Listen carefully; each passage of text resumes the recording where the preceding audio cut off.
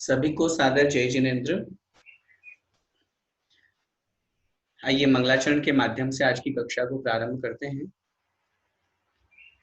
नमो अरिहंताणं नमो सिद्धाणं नमो आयर्याणं नमो उवज्जायाणं नमो लोये सव्यसाहूणम्। पंच परमेष्ठी भगवान की जय। द्वादशांग जिनवाणी माता की जय। संत शिरोमणि आचार्य भगवंत 108 श्री विद्यासागर जी महाराज की जय। परम पूज्य गुरुदेव मुनिपुंगव श्री 108 सुधा सागर जी महाराज की जय। अढ़ाई द्वीपस्थ समस्त मुनिराजों की जय। आज की कक्षा में आप लोगों के प्रश्नों के उत्तर दिए जाएंगे। प्रतिदिन बहुत से लोग ऐसे रह जाते हैं जो प्रश्न पूछना चाहते हैं लेकिन समय हो जाता है और हमें जिस विषय को लेकर के हम अपनी कक्षा प्रारंभ करते हैं उस विषय को हम लोग पढ़ाते हैं। इसलिए ऐसा विचार किया गया कि आज की कक्षा में सिर्फ प्रश्नों के उत्तर होंगे। इसलिए जिन जिन को भी अगर कोई प्रश्न पूछना हो वो अपना मोबाइल वाला हैंड रेस कर ले ताकि उनसे प्रश्न पूछा जा सके। बेबी जी जैन। हाँ जय जिनेन्द्र भैया जी। जी जय जिनेन्द्र, बोलिए। मेरा क्वेश्चन ये है कि जो सुबह 6 बजे अभिषेक होते हैं ना ये हस्तिनापुर में, जी तो आप बताइए ये सेक्शन को भगवान के बराबर नहीं बैठा सकते। जैसे पद्मावती माता है तो भगवान के बराबर नहीं बैठा सकते, जी लेकिन वहाँ है ना भगवान के बराबर में बैठ के अभिषेक करते हैं, ऐसा जी। क्यों? नहीं, ऐसा क्यों, इसका उत्तर तो आप जो वहां के लोग करते हैं उनसे पूछिए। लेकिन अगर आप ये पूछेंगे कि ये सही है या गलत है, इसका उत्तर मैं जरूर आपको दे सकता हूँ कि जहाँ हाँ वीतरागी भगवान विराजमान हाँ, हैं, तो यही दीजिए, सही है गलत है? जी, जहाँ वीतरागी भगवान विराजमान हैं उनके समक्ष उनके बराबर में कोई रागी द्वेषी देवी देवता विराजमान बराबर नहीं हो सकता। दूसरी बात, हम पहले तो इस बात को समझे कि हमें अभिषेक किसका करना चाहिए। अभिषेक नव देवताओं का किया जाता है और उस नव देवताओं में भी विशेष ध्यान से अरिहंत भगवान जो साक्षात समवस्त्रण में विराजमान होते हैं उनका अभिषेक नहीं होता। सिद्ध भगवान सिद्धालय में विराजमान है, उनका अभिषेक नहीं होता। आचार्य उपाध्याय और साधु जो होते हैं उनका सिर्फ और सिर्फ पादाभिषेक होता है। जब तीर्थंकर भगवान दीक्षा लेते हैं तब उस समय दीक्षाभिषेक उनका कहा गया है, लेकिन जब दीक्षा ले चुकते हैं उसके बाद में उनका अभिषेक नहीं होता। मात्र जब हम पाद प्रक्षालन की प्रक्रिया करते हैं उस अपेक्षा से उनका पादाभिषेक होता है। रही बात जिन धर्म जिन आगम जिन चैत्य और जिन चैत्यालय, इनमें से जिन धर्म का कोई अभिषेक नहीं, जिनागम शास्त्रों का कोई अभिषेक नहीं। शास्त्रों का अगर हमें जिनागम का अभिषेक करने का भाव है तो हमारे जिन मंदिर में जो यंत्र जी विराजमान होते हैं, जिनमें बीजाक्षर लिखे होते हैं, जिनमें यंत्र बना हुआ होता है, वो जिनवाणी का ही प्रतीक है, उनका हमें अभिषेक करना चाहिए। और जिन चैत्य अर्थात जिन प्रतिमाएं, इनका हमें अभिषेक करना चाहिए।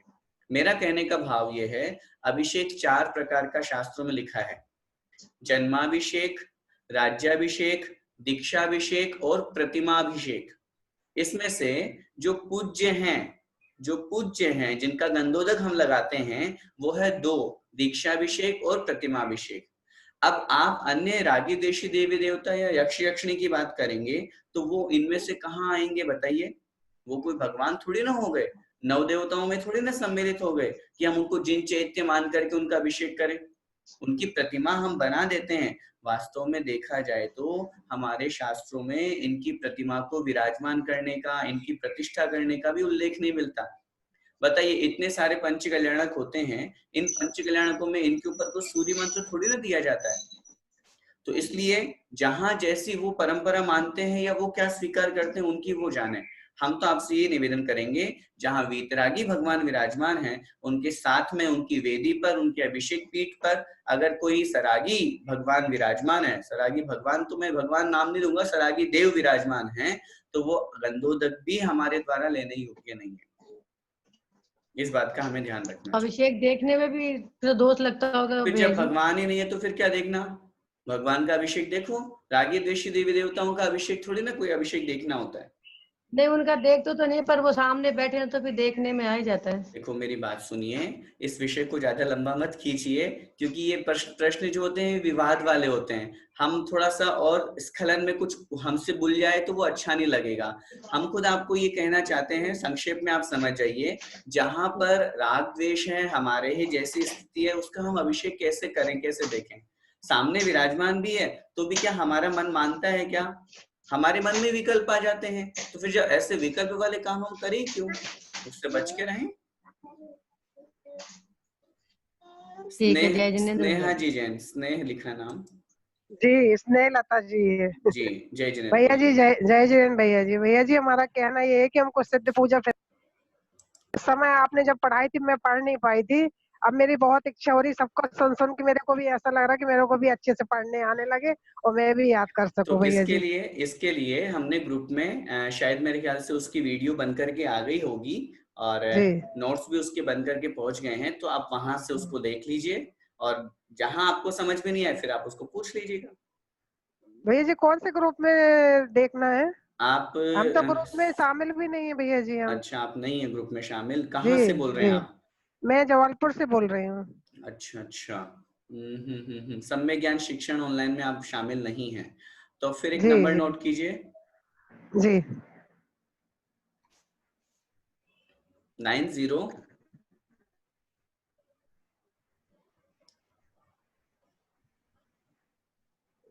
जी 2425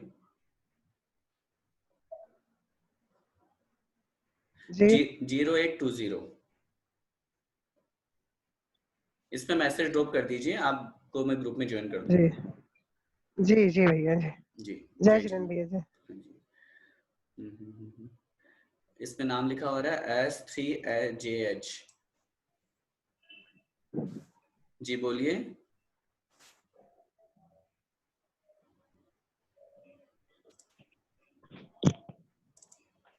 हाँ जी बोलिए, जिन्होंने हाथ ऊपर किया है SSYH।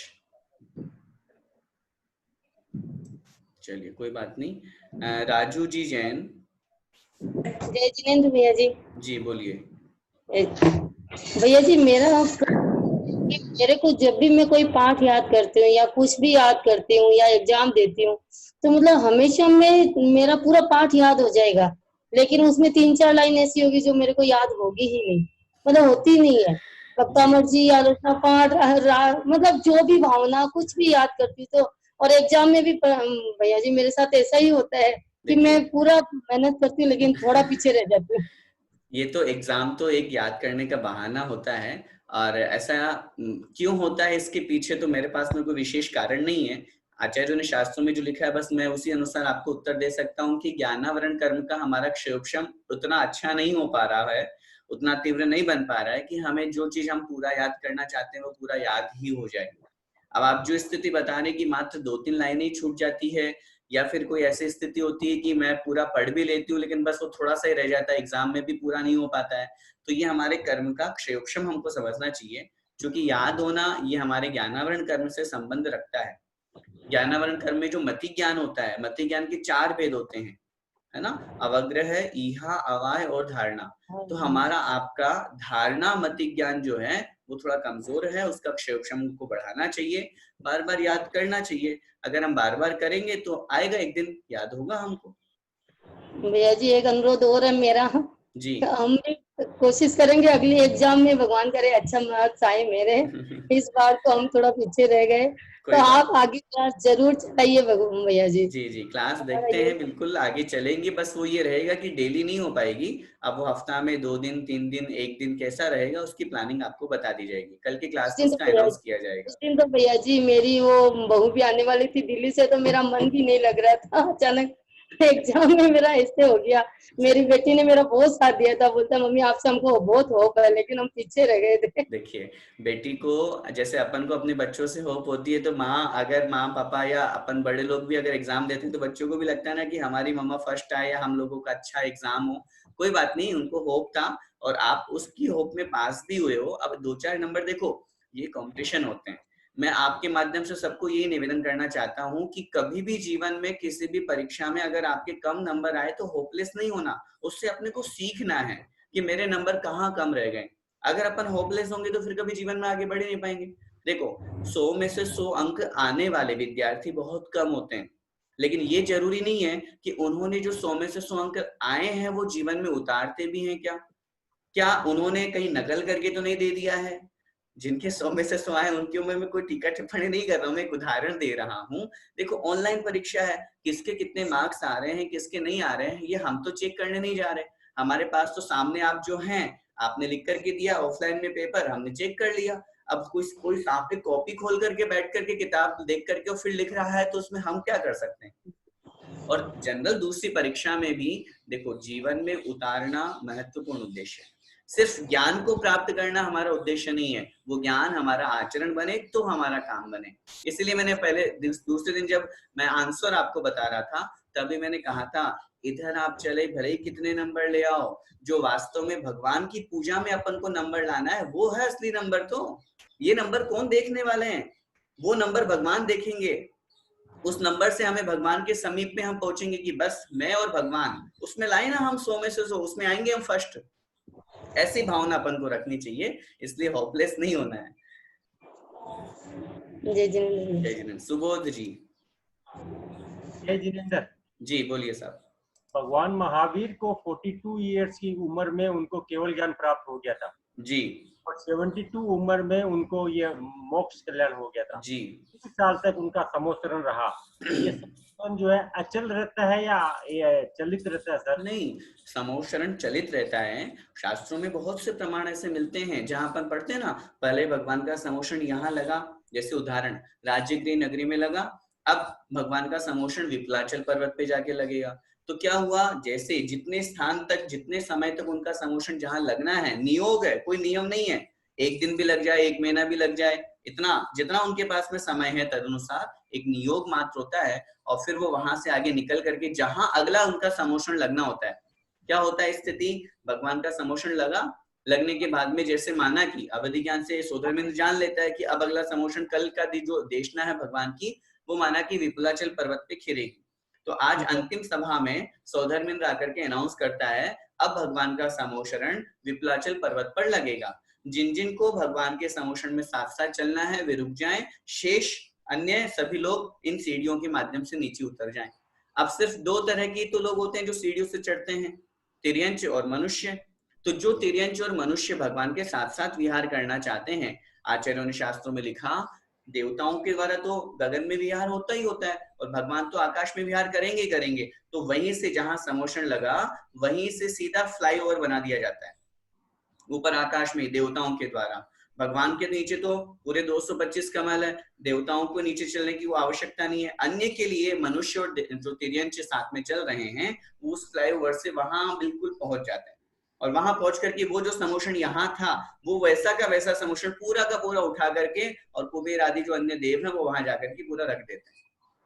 इस तरह की प्रोसेस होती है। और समोसरण के बारे में ये और अच्छी तरह से समझिए, समोसरण बनाया नहीं जाता, समोसरण अकृत्रिम है।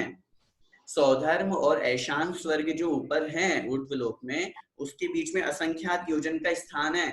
वहां सबसे छोटी अवगाहना से लेकर के सबसे बड़ी अवगाहना, 3.5 हाथ से लेकर के 500 धनुष की अवगाहना वाले सब तरह के समोसरण रखे हुए हैं।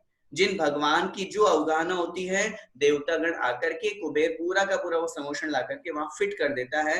अकृत्रिम चैत्यालयों से मूर्तियां, नदियों से, उससे तालाब से जल, क्षीर सागर से, ये सारी की सारी चीजें उस समय की जाती है। बाकी पूरा का पूरा समोसरण वहां व्यवस्थित रखा रहता है। एक और सवाल था, ये जो केवल ज्ञान प्राप्त होने के बाद में इनको ये नित्य क्रिया से मुक्त हो जाते हैं, जैसे आहार लेना है या बिल्कुल खाना है, मल देखो मलमूत्र की बाधा तो वैसे भी नहीं आ रही थी। तीर्थंकर भगवान के बारे में आपने जन्म के जब 10 अतिशय पढ़ेंगे तो ना ही हेत पसीना नहीं आता, मलमूत्र क्षेपण जन्म से ही नहीं होता वो तो। अब जब तीर्थंकर मुनि बन गए, मुनि अवस्था में आहार लेते हैं, लेकिन जब केवल ज्ञान प्राप्त कर लिए, अब जब ज्ञानावरण, दर्शनावरण, मोहनीय और अंतराय 4 कर्म नष्ट हो गए, अब उन्हें भोजन की बाधा नहीं सताती। उनका शरीर 30 वर्ष क्या 3 लाख वर्ष तक क्या असंख्यात वर्ष की तो खैर आयु नहीं होती है, आचार्यों ने लिखा लाखों करोड़ों वर्ष तक भी उनका शरीर एज इट इज रहता है केवली भगवान का। अब प्रश्न हमारे मन में हो सकता है, अरे अगर हम तो 2 दिन भोजन नहीं करें तो हमारा शरीर लटक जाएगा, फीका पड़ जाएगा। ऐसा क्यों होता है फिर उनके साथ में? उनके साथ में इसलिए होता है, 2 कारण वहां पे आचार्यों ने लिखे। पहली बात तो मुनि दीक्षा लेते ही 63 रिद्धियों के धारी हो गए। एकमात्र केवल ज्ञान रिद्धि नहीं हुई, बाकी सारा सब कुछ उनके पास में है। उन रिद्धियों के प्रभाव से उनको भूख नहीं लगती, भूख की बाधा नहीं सताती। आदि पुराण में और अन्य ग्रंथों में आचार्यों ने शास्त्रों में स्पष्ट रूप से वर्णन किया कि भगवान आहार लेने क्यों जाते हैं। उन्होंने कहा भव्यों को दान विधि बतलाने के लिए और संसार में दान धर्म का प्रचार करने के लिए। क्योंकि मुझे तो भूख नहीं लग रही, मैं तो सहन कर लूंगा, लेकिन मेरे साथ में और जो मुनि महाराज है, वो मेरे बाद में जो मुनि मार्ग पे चलेंगे उनको तो आहार लेना पड़ेगा। तभी तो भगवान आदिनाथ स्वामी के प्रसंग में हम पढ़ते हैं, जैसे उन्होंने दीक्षा ली, तीर्थंकर थे, प्रथम तीर्थंकर बनना है, दीक्षा लेते ही नियम होता है मौन हो जाते हैं वो। अब वो तो हो गए मौन, और साथ में जो 4000 राजा थे वो तो पहली बार मुनि बने। वो तो जानते ही नहीं थे मुनि क्या होता है। वो तो बस कपड़े उतार दिए अपने राजा को देख करके, अरे हमारे स्वामी हैं, इन्होंने कपड़े उतार दिए, इनके जैसे हम होते जा रहे हैं। तो अब ऐसी स्थिति में क्या हुआ, 6 महीने का जब प्रतिमा योग लेकर के बैठ गए भगवान आदिनाथ स्वामी मुनि अवस्था में, तब क्या हुआ, सारे के सारे राजा भ्रष्ट हो गए जो मुनि बने थे। कोई तो अपने स्वामी को देख करके, अरे नहीं नहीं मैं नहीं जाऊंगा, नहीं तो स्वामी मुझे देख लेंगे तो क्या बोलेंगे। उनको तो ये भय लग रहा था ना, उनको तो ये नहीं पता ही नहीं था कि ये मुनि भी बने हैं। उस समय पूरा भोग भूमि का काल चल रहा था। ऐसी स्थिति में उनको मुनि नाम से ही जानते नहीं थे कि मुनि क्या चीज होती है। फिर बाद में जब वो 6 महीने बाद उठे, 6 महीने के बाद में 7 महीने और 8 दिन तक तो फिर आहार नहीं हुआ। जानता ही नहीं था कोई कि पड़घान कैसे होता है, कैसे मुनिराज को आहार दिया जाता है, प्रथम मुनि बने थे। तो ऐसी स्थिति में जब राजा श्रेयांस को वो अवधि ज्ञान पूर्व भव का स्मरण हुआ, वो सारा का सारा प्रोसेस हुआ, फिर जब दिव्य ध्वनि भगवान की खिरी, तब उस दिव्य ध्वनि में सबको क्लियर हुआ कि ऐसे मुनि बनते हैं, इस तरह से मुनि की आहारचर्या होती है। अगर तीर्थंकर आहारचर्या को ना निकले तो लोगों को कैसे पता चलता कि मुनि को आहार दान कैसे दिया जाता है, मुनि महाराज को कैसे पड़गान किया जाता है, कैसे नवदा भक्ति होती है। तो इसलिए भव्य जीवों को दान विधि बतलाने के लिए, संसार में दान धर्म का प्रवर्तन करने के लिए वे तीर्थंकर उस मुनि अवस्था में वहां पर आहार लेते हैं। अब जब मुनि अवस्था में जरूरत नहीं पड़ती तो केवली अवस्था में तो होने का सवाल ही नहीं। दूसरी महत्वपूर्ण बात, साइंस भी इस बात को मानती है, हमारे शरीर में निगोदीय जीव तो होते ही होते हैं, साथ में छोटे छोटे जीव भी होते हैं हमारे शरीर के अंदर, हाड़ मांस खून आदि में। तो जो हम भोजन करते हैं उसी भोजन के रस को वो ग्रहण करके अंदर जीवित रहते हैं। समझिएगा बात को, जो हम भोजन ग्रहण करते हैं उसी भोजन से उनका जीवन चलता है। अब जब केवली अवस्था प्राप्त हो गई और उनके शरीर से सभी निगोदीय जीवों का अभाव हो गया, अभाव होने का तात्पर्य मरते नहीं है, उनके केवल ज्ञान होने से पूर्व ही उनकी आयु तो क्षुद्र भोग प्रमाण बहुत कम है, तो वो वहां से उस स्थान से मरण को प्राप्त होकर के अन्य स्थान पर जन्म ले लेते हैं। वो शरीर उनका योनि स्थान नहीं बन पाता।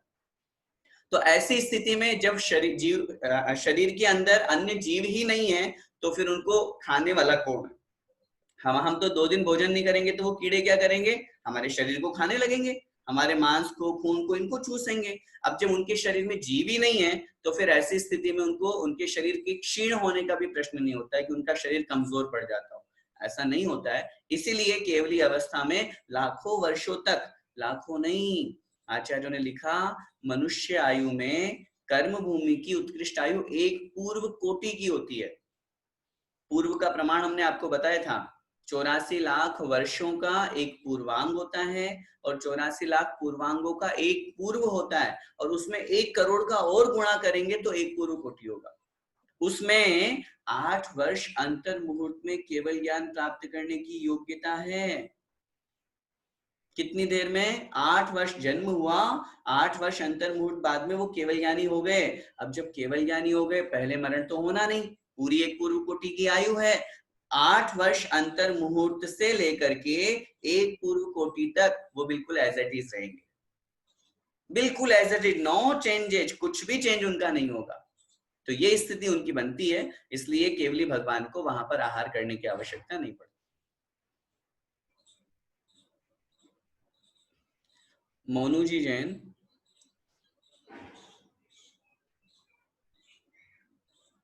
उनका नहीं हो पा रहा। इंदू जी जैन, जय जिनेन्द्र भैया जी। जी बोलिए। भैया जी, आपने कहा था निगोद से निकल कर के जीव उसी भाव से मोक्ष जा सकता है। कहाँ से, कौन से भाव से? जैसे निगोद से जो जीव निकला और जिस भाव में उसने मनुष्य पर्याय ली, उसी पर्याय में वो मोक्ष चला जा सकता है। बिल्कुल जा सकता है। आचार्य ब्रह्मदेव सूरी महाराज ने बृहद द्रव्य संग्रह में इसका प्रमाण भी दिया है, और उन्होंने वहां ये भी लिखा है कि भरत चक्रवर्ती के 923 पुत्र वहां से निकले और निकल करके और मनुष्य बन के, मुनि बन के मोक्ष चले गए। तो भैया जी, मेरा क्वेश्चन ये है कि मोक्ष जाने के लिए वृष वृषभ नारायण सैनन की आवश्यकता होती है। बिल्कुल। तो उनका कौन सा पुण्य का योग होता है कि उन्हें वो सैनन मिल जाता है? आचार्यों ने शास्त्रों में इस विषय में लिखा है, विजु निगोदिया। पहली बात तो ये समझे, निगोदिया दो तरह के, सूक्ष्म और बादर।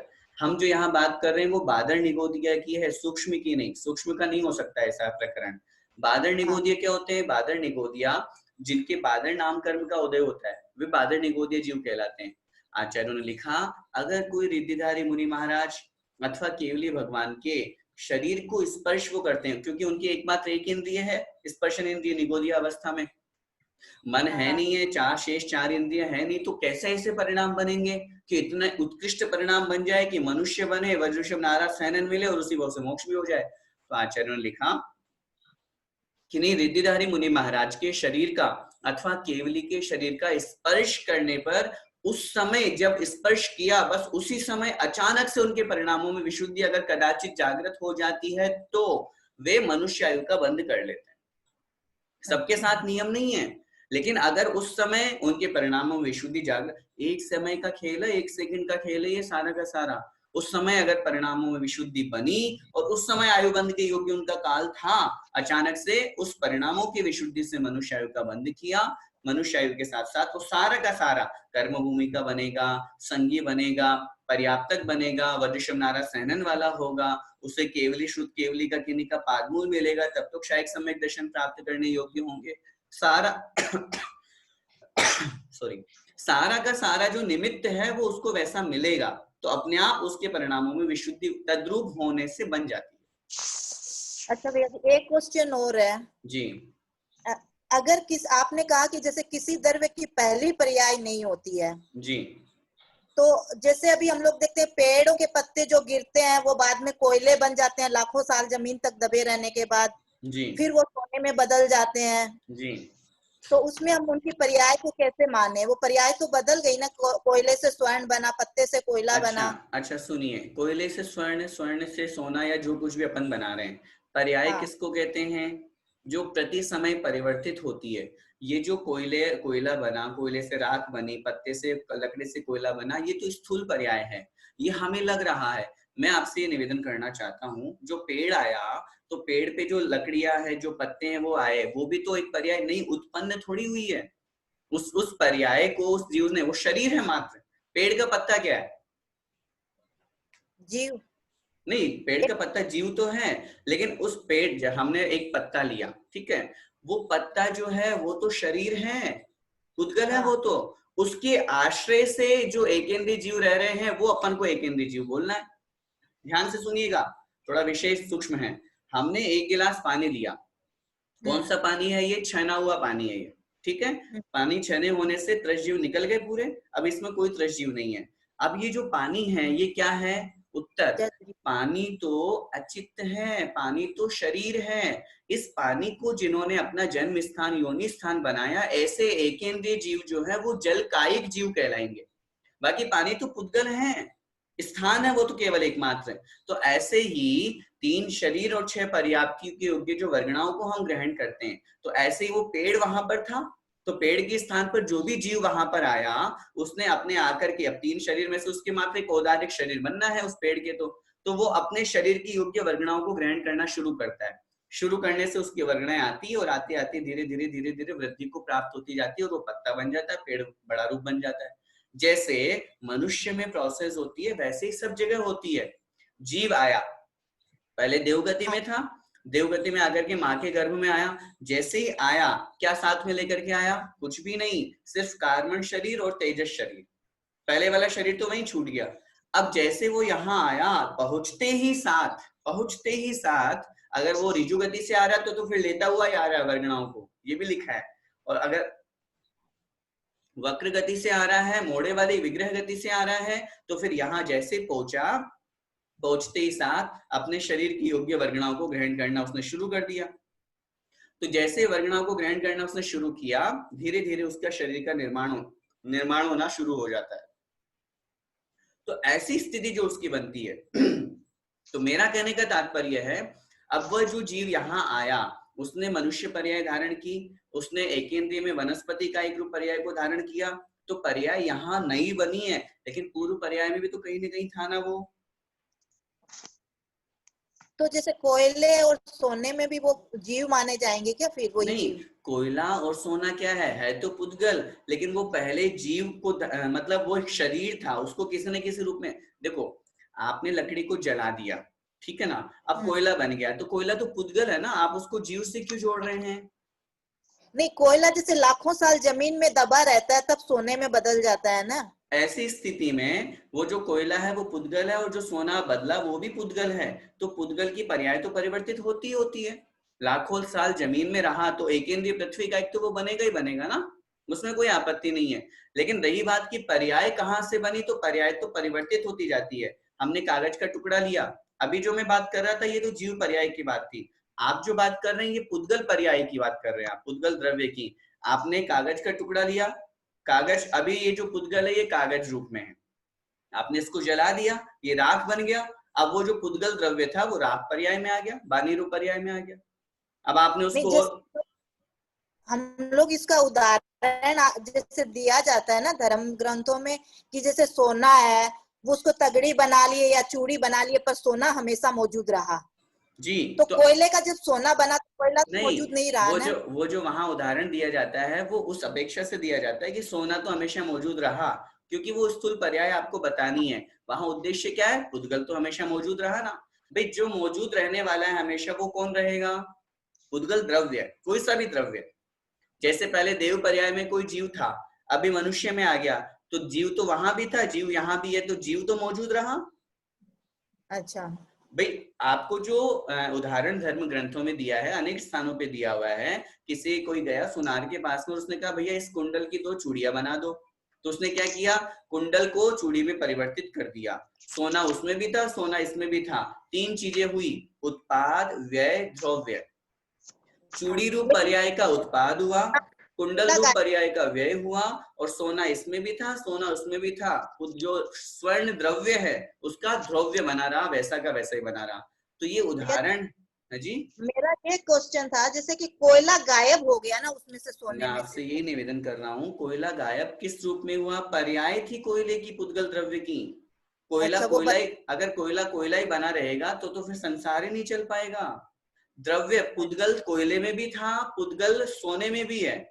अपने को जो स्थिर और द्रव्य समझना है वो द्रव्य को समझना है, कोयले को नहीं समझना। फिर तो अगर हम ऐसा मानेंगे तो कपड़ा जल गया, जलने के बाद में वो कपड़ा राख बन गया, तो क्या राख बनने के बाद में कपड़े का अस्तित्व खत्म? कपड़े का तो अस्तित्व खत्म हो गया, क्योंकि ये जो ताना बाना से मिलकर के हमारा कपड़ा बना था, ये पुद्गल द्रव्य की पर्याय है। पर्याय परिवर्तित हो सकती है और होती ही है, लेकिन द्रव्य कभी विनष्ट नहीं होता। राख में पुद्गल अभी भी है, कपड़े में पुद्गल अभी भी है, वो हमेशा रहेगा मौजूद। ठीक है भैया जी, जय जी। वो जो स्वर्ण का आप उदाहरण समझ रहे हैं, वहां स्वर्ण को मात्र अकेले द्रव्य मत मानिए, वो स्वर्ण का उदाहरण है, वो समझाने के लिए दिया है। जैसे जीव द्रव्य और उदाहरण समझिए, कोई नरक से आया, मनुष्य बना, मनुष्य बनकर के देव बन गया, तो नरक गति का तो उसका हुआ व्यय, क्योंकि नरकायु में वो था पहले। अब मनुष्य बना तो मनुष्य गति में मनुष्य आयु का हुआ उत्पाद, लेकिन जीव वहां भी था, जीव यहाँ भी है। वो उदाहरण समझाने के लिए स्वर्ण का उदाहरण आपको दिया जाता है। स्वर्ण को वहां पर आपको द्रव्य समझना है, स्वर्णत्व नहीं समझना। ठीक है भैया जी, नतमल जी जैन जी। नतमल जी का हो नहीं पा रहा, 1 मिनट। जय जिनेंद्र भैया जी।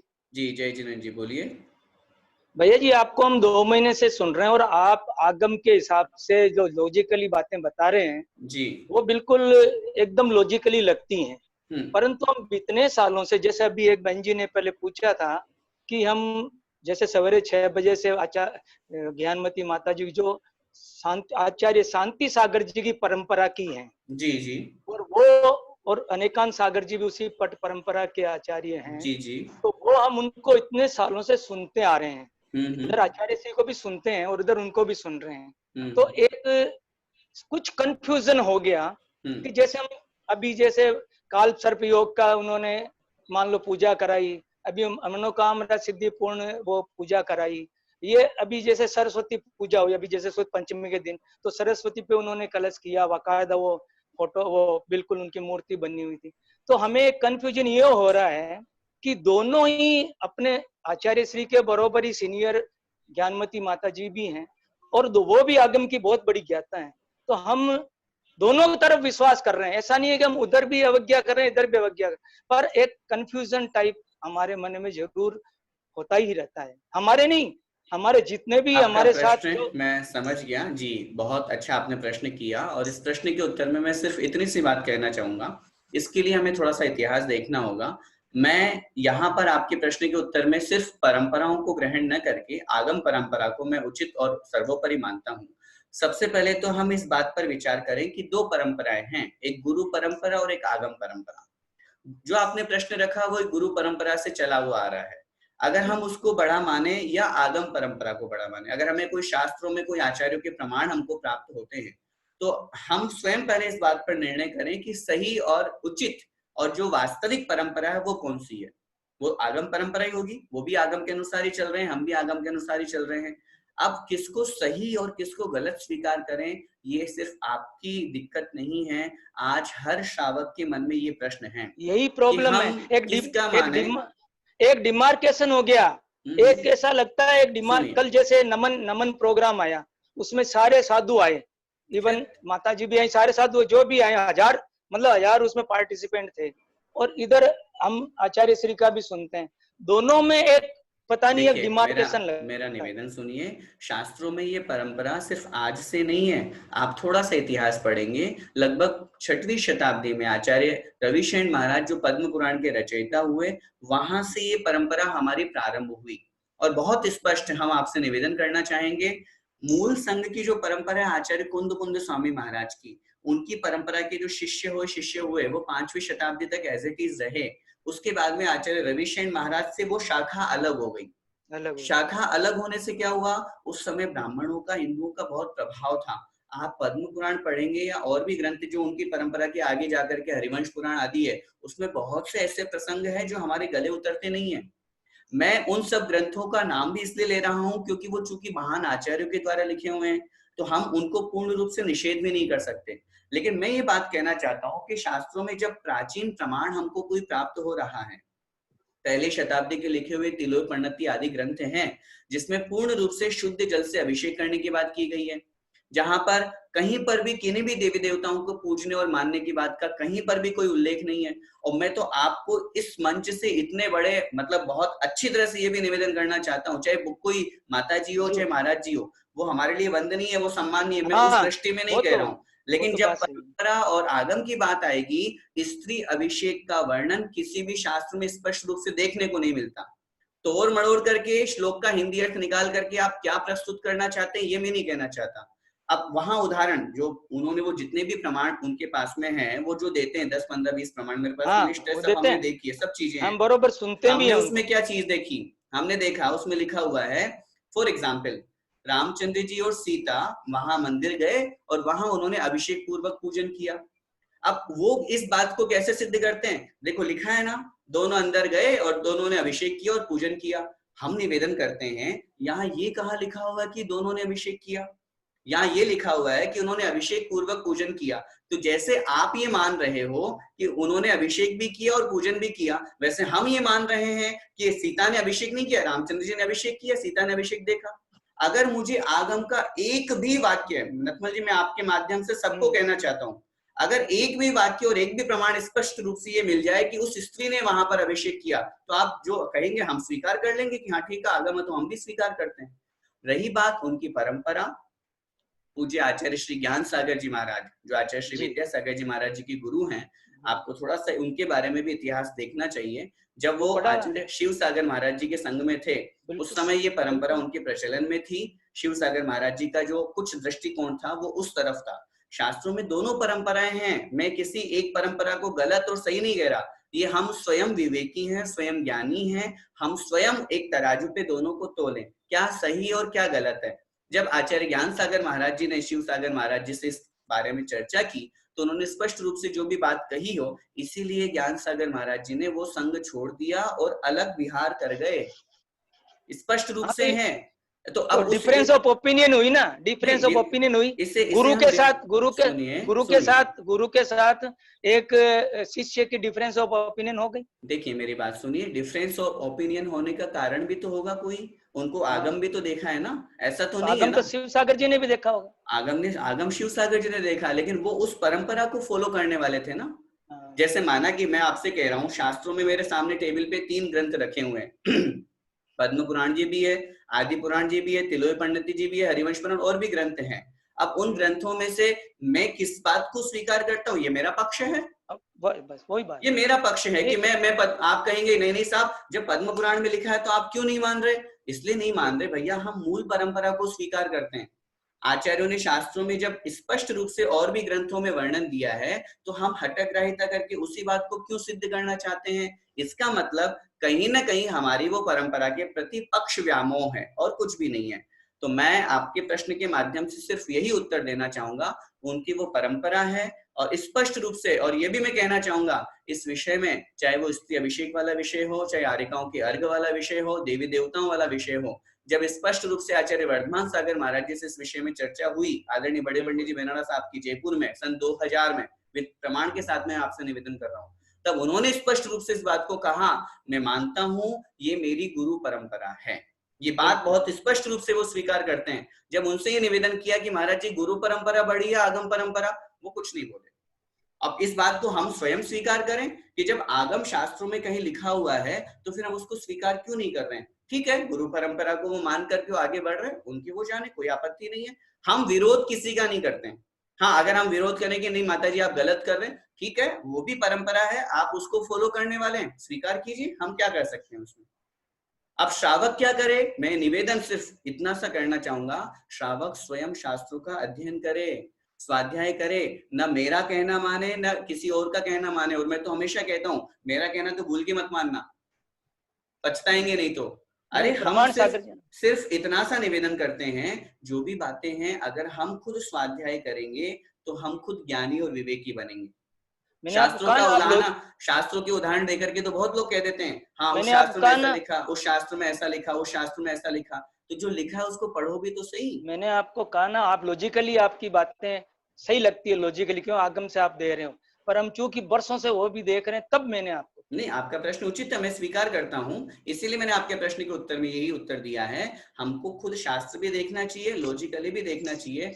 पंडित सदासुखदास जी हुए, रत्नवीर श्रावकाचार्य की उन्होंने बहुत अच्छी टीका लिखी जिसको सब जन स्वीकार करते हैं। उन्होंने वहां कितना अच्छा उत्तर दिया, निष्पक्ष होकर के, उनका कोई पक्ष व्यामोह नहीं था, निष्पक्ष होकर के उन्होंने उत्तर दिया। शास्त्रों में सचित्त और अचित्त दोनों पूजा का विधान है, परंतु सचित्त पूजा में साक्षात हिंसा होती हुई दिखाई देती है। तांते, उनके वाक्य बोल रहा हूं, तांते जे विवेकी होए ते अचित्त पूजा करें। अरे जब सामने दिख रहा है, हम पीले चावल लेके जाएंगे तो भी उतना ही पुण्य लगेगा, हम बगिया से फूल तोड़ के लेके जाएंगे तो भी उतना ही पुण्य लगेगा, हम क्यों जीव हिंसा करें, क्या फर्क पड़ गया। अरे हमारे शास्त्रों में तो इतना स्पष्ट लिखा हुआ है, द्रव्य सामग्री उत्तम से उत्तम चढ़ाएं, तो उत्तम से उत्तम का मतलब ये थोड़ी ना होता है। और मैं तो ये भी कहना चाहूंगा, जो 20 पंथ परंपरा को फॉलो करते हैं उन सबको बड़े विनय के साथ में ये कहना चाहूंगा, क्या पूरे भारत देश में एक भी ऐसी 20 पंथ परंपरा को फॉलो करने वाले श्रावक की द्रव्य सामग्री बता दो इसमें पीले चावल नहीं होते हैं ना पीले, तो फिर पीले चावल तो अचित्त है, पीले चावल तो 13 पंथियों के हैं, उनके शब्द बोल रहा हूं मैं, जो वो पीले चावल भी होते हैं तो और फल फूल भी होते हैं। मैं यही तो कह रहा हूं, देखिए फल फूल होते हैं, सुनो मेरी बात भैया जी, फल फूल जो होते हैं, मैंने इतनी पूजा पढ़ी, आप इतनी पूजा पढ़ाते हैं, सब पूजा में शुरू से आगम से जो पूजाएं चल रही है, जो पूजा आप पढ़ा रहे हैं, सब में फल फूल का जिक्र जरूर किया। हर जो वो तो सुनो, वो तो करेंगे ही, क्योंकि आप फल चढ़ा रहे हो, फूल चढ़ा रहे हो, तो जिक्र तो करना ही पड़ेगा। इसीलिए मैंने आपको जब पूजा पढ़ाई उस समय भी मैंने निवेदन किया था, बिल्कुल आपने कहा फल फूल यहाँ की मत समझ लेना, ये तो हमारी शक्ति है, इसलिए हम लोग यहाँ से तोड़ लाते हैं। लेकिन हकीकत में पूजा तो देवताओं के द्वारा जो कल्पवृक्षों से मिलने वाली सामग्री है। अभी हमने भक्तामृत स्तोत्र पढ़ा, भक्तामृत स्तोत्र में सूर्य पुष्प वृष्टि प्रातिहार्य है कि नहीं? उसमें उन्होंने सूर्य पुष्प वृष्टि मतलब देवताओं के द्वारा फूलों की बरसात की जाती है समूहशरण में। अब वहां वो जो पुष्प उनके पास में है वो कहाँ से आए? वो तो आपने बताया कल्पवृक्ष से आए वो सफेद। हमने नहीं, आचार्य मानतुंग स्वामी महाराज ने बताया। मानतुंग तो स्पष्ट रूप से शास्त्रों में लिख रहे हैं, तो अब हम ये थोड़ी ना कहेंगे। माध्यम तो आप बने ना, बताने के माध्यम आप बने, बताए। तो उसमें स्पष्ट रूप से लिखा है द्रव्य सामग्री कल्प वृक्षों से मिलने वाली अचित्त होती है, उसी को हमें स्वीकार करके फिर अपनी सामग्री का यहाँ पर उपयोग करना चाहिए। अब हम गृहस्थों में इतनी शक्ति तो नहीं है कि हम सारी सामग्री कल्प वृक्षों से ला सके, वर्तमान में तो संभव ही नहीं है और ला भी नहीं सकते हैं। तो ऐसी स्थिति में क्या करें, जो सूखी द्रव्य सामग्री है उसको शुद्ध करके उसको प्रासूक जल से धो करके और फिर भगवान के चरणों में वो बात आपकी सही है। फिर हम ये बार बार फूलों का और फिर ये अपने नैवेद्य का 20 तरह के नैवेद्य का बार बार वर्णन क्यों करते हैं? मैं फिर पूजा वो मतलब आप सीधी सीधी उसी का वर्णन कर लेना जो अचित्य सामग्री, उसी नहीं अचित सामग्री बार बार हर पूजा का देखिए पूजाओं में नैवेद्य इतना नैवेद्य गुड़ वो अपने जो भी है सारे तरह की जो नैवेद्य आदि जितने भी है पेड़ा आदि में इतने तरह की सामग्री है, उतना सारा वर्णन हर बार होता है।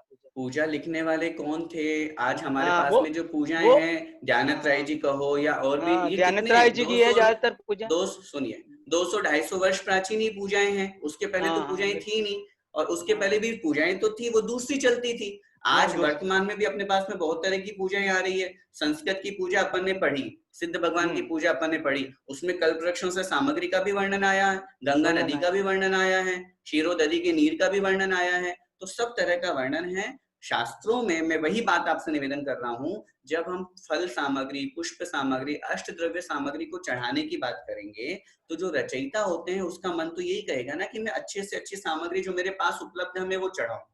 तो उस अपेक्षा से उन्होंने वो वर्णन किया। और एक बहुत महत्वपूर्ण बात समझिएगा, हम जो द्रव्य सामग्री चढ़ाते हैं ये सब स्थापना निक्षेप से चढ़ाते हैं। वही बात। इवन हमारे समक्ष जो भगवान विराजमान है मंदिर जी में, वो साक्षात भगवान नहीं है, वो स्थापना निक्षेप से भगवान बनाए गए हैं। साक्षात भगवान महावीर स्वामी तो सिद्धालय में हैं। हमने तो पाषाण की उनकी वैसी आकृति बनाई जैसे वो समवसरण में बैठे हुए थे, और हमने क्या किया, उसकी आकृति के अनुरूप बना करके और आचार्य महाराज, मुनि महाराज इनका संयोग लेकर के पंचीकरण प्रतिष्ठा करके और स्थापना निक्षेप से शब्द का प्रयोग किया। तत्वार सूत्र में आचार्य उमा स्वामी महाराज ने 4 प्रकार की स्थापना बताई। नाम स्थापना, द्रव्य भाव, तन्यास है, 4 प्रकार के निक्षेप बताए। तो उस निक्षेप में स्थापना निक्षेप है। स्थापना निक्षेप में तदाकार स्थापना है, उसी आकार में उसी आकारवान की स्थापना करना। भगवान महावीर स्वामी में जो गुण थे वो ही गुणों का मंत्रों के द्वारा उन पर आरोपण हुआ, सूर्य मंत्र हुआ, सब अंकन्यास हुआ। हकीकत में तो जो मंदिर की वेदी पर विराजमान है वे भगवान भी स्थापना निक्षेप से ही हैं, उन्हीं की हम पूजा करते हैं। तो जो हमारे भगवान ही ओरिजिनल नहीं है, भगवान के प्रति में वंदना करते हुए ये भावना बहा रहा हूँ और कथन कर रहा हूँ, ये जिन प्रतिमा है अरिहंत नहीं है, साक्षात प्रतिरूप है। जब भगवान ही हमारे ओरिजिनल नहीं है, भगवान का ही ये प्रतिरूप है, तो हमारी थाली की द्रव्य की सामग्री में हम क्यों ये सोचते हैं कि ये सारा का सारा ओरिजिनल आ जाए और सब फल फूल वही आ जाए? नहीं, ओरिजिनल नहीं। द्रव्य की प्रत्येक सामग्री हमारी स्थापना निक्षेप से है। यही मैं कह रहा हूँ, प्रतिरूप आप जो बोल रहे हो ना, वो प्रतिरूप में बोल रहा हूँ कि जो फल हम चढ़ाते हैं वो प्रतिरूप ही है, जैसे भगवान का हम प्रतिरूप मानते हैं। मैं वही कह रहा हूँ, जो जल हम चढ़ा रहे हैं वो जल कहाँ से आया? भगवान ये जल तो मैं लाया तो कुएं से हूँ, लेकिन मैं भगवान प्रासूक करके लाया हूँ। फिर मैं ये क्यों बोल रहा हूँ मैं क्षीर सागर का जल लाया? इसलिए लाया भगवान, मैं ये भावना पाता हूँ कि ये जल क्षीर सागर का बन करके आपके चरणों में समर्पित करूंगा तो मेरी भावनाओं का वैसा फल मुझे प्राप्त होगा। क्यों? क्षीर सागर का जल पवित्र होता है, उसमें जीव नहीं होते। तो ऐसे ही प्रत्येक द्रव्य में हम स्थापना निक्षेप से स्थापना करके द्रव्य सामग्री चढ़ाते हैं, ऐसा ही हमको वहां पर समझना चाहिए। ऐसे ही मैं बोलता हूँ कि भगवान कल्पवृक्ष से कल्पना करते हुए ये मैं फल लाया हूँ, वो आप स्वीकार कीजिए, तो चढ़ाने में क्या दिक्कत? बिल्कुल बिल्कुल, ये बात कर। शांति देवी जी।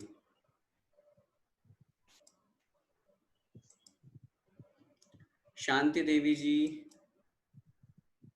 नहीं हो पा रहा है इनका, तब तक सरिता जी जैन। जय जिनेंद्र भैया जी। जी बोलिए।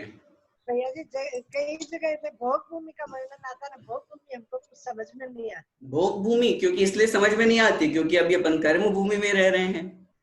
कर्म भूमि से पहले भोग भूमि की व्यवस्था थी। वहां क्या था, वहां पर 10 प्रकार के कल्प वृक्ष होते थे। जैसे पेड़ होते हैं ना अभी अपने, ऐसे ही अलग अलग तरह के कल्प वृक्ष होते थे जो अलग अलग सामग्री प्रदान करते थे। उसकी व्यवस्था अपन को वर्तमान में प्रैक्टिकल देखने को नहीं मिल सकती। आप बोलो कि भैया जी दिखाओ, तो दिखाने के लिए तो अपने को देव बनना पड़ेगा, तब जाकर के वहां अपन देख पाएंगे साक्षात। अपने को ये समझना है उस कल्प वृक्षों से सामग्री जो मिलती थी, वो सामग्री जो मन में इच्छा की वो सामने वाला जाकर के, जैसे माना कि वस्त्रांग जाति की कल्प वृक्ष के समक्ष में जाकर के उसने इच्छा की मुझे वस्त्र मिल जाए, तो बढ़िया वस्त्र मिल गए। वहां भूषणांग जाति के कल्प वृक्षों से मिले तो वहां आभूषण मिल गए। इसके अलावा भोजनांग से भोजन मिल गया, पानांग से पीने योग्य सामग्री मिल गई। ये जो कल्प वृक्ष होते हैं ये भोग भूमि में ही होते हैं। कर्म भूमि के जीवों का तद्रूप पुण्य नहीं होता कि उन्हें कल्प वृक्षों से ये सामग्री मिल सके। बस फर्क इतना है, कर्म भूमि से मुनि पद को प्राप्त करके मोक्ष जाया जा सकता है। भोग भूमि में एक ही काम है, भोग भोगना। वहां व्रत नियम संयम का पालन नहीं होता है। नहीं, ये कहाँ पर होती है ये भोग भूमिया? जैसे अपन जहां अभी जम्बू द्वीप में रह रहे हैं, तो जम्बू द्वीप में अपन भरत क्षेत्र में रह रहे हैं, तो भरत क्षेत्र में जो आर्य खंड है इसमें काल परिवर्तन होता है। तो ये अशाश्वत भोग भूमिया और अशाश्वत कर्म भूमिया कही गई है, जिसमें अभी माना कि अवसर्पणी काल चल रहा है। उस अवसर्पणी के प्रारंभ के 3 कालों में भोग भूमि की व्यवस्था रहती है और बाद के 3 कालों में कर्म भूमि की व्यवस्था रहती है। 6 काल है, तो 6 काल में से अभी पंचम काल चल रहा है, तो अभी कर्म भूमि की व्यवस्था है। ऐसे ही अब शाश्वत भोग भूमिया, भरत के बाद में जो भरत हेमवत, हरि और विदेह में जो देवकुरु आया, फिर उत्तर कुरु, रम्यक और हिरण्यवत, ये 6 क्षेत्र ऐसे हैं जो शाश्वत भोग भूमि वाले हैं, उत्तम मध्यम जघन्य के भेद की अपेक्षा से। इनमें कोई परिवर्तन नहीं होता, इनमें हमेशा भोग भूमि का ही काल रहता है। और ये जो आर्य क्षेत्र है इसमें जब छठा काल हो जाएगा तो यहाँ भी भोग भूमि हो जाएगी? नहीं, हाँ, छठा काल होने के बाद में वापस जब उधर उत्सर्पणी में आएंगे तो उत्सर्पणी में उल्टा होगा। प्रारंभ के 3 कालों में कर्म भूमि होगी, फिर अगले 3 कालों में भोग भूमि होगी। ऐसा वापस यहाँ भी हो जाएगा। जी जी, धन्यवाद जी। जय जिनेंद्र। शांति देवी जी, नहीं हो पा रहा है इनका अभी तक भी। अभी हुआ था लेकिन फिर और कोई आवाज आने लग गई थी। आगे बढ़ते हैं हम। उषा जी जैन। हाँ शांति देवी जी बोलिए। जय जिनेंद्र भैया। जी उषा जी आप रहिएगा लाइन पे, बोलिए। भैया जी जब विषय करते हैं तो अपन देख नहीं जानते, तो फिर बाद में विषय हुए बाद में जाते हैं तो फिर बाद में वो शांति धारा हुए बाद में विशेष नहीं दिखाते हैं, क्यों नहीं दिखाते हैं? कोई दोष लगता है क्या? नहीं, दोष तो नहीं लगता है। ये वहां स्थान की एक मतलब ये समझना चाहिए व्यवस्था मात्र है। शांति धारा के बाद में अभिषेक करने में कोई आपत्ति नहीं है, लेकिन चूंकि शांति धारा कर ली है तो उन लोगों ने वहां का ये नियम बना रखा होगा। जहां से भी आप बोल रहे हैं मुझे नहीं पता, समाज की व्यवस्था के निमित्त ये नियम बनाया होगा कि सब लोग एक समय पर आ जाएं तो हम शांति धारा के पहले अभिषेक करेंगे। क्योंकि अगर बाद में लोग आते रहेंगे तो फिर कब तक भगवान को ऐसे इंतजार कराएंगे। इसलिए व्यवस्था के निमित्त उन्होंने ऐसा कार्य वहां पर किया होगा। आपको समय पर पहुंच करके व्यवस्था में सहयोग देना चाहिए। जय जिनेंद्र जी। उषा जी बोलिए। जय जिनेंद्र भैया जी। जी बोलिए।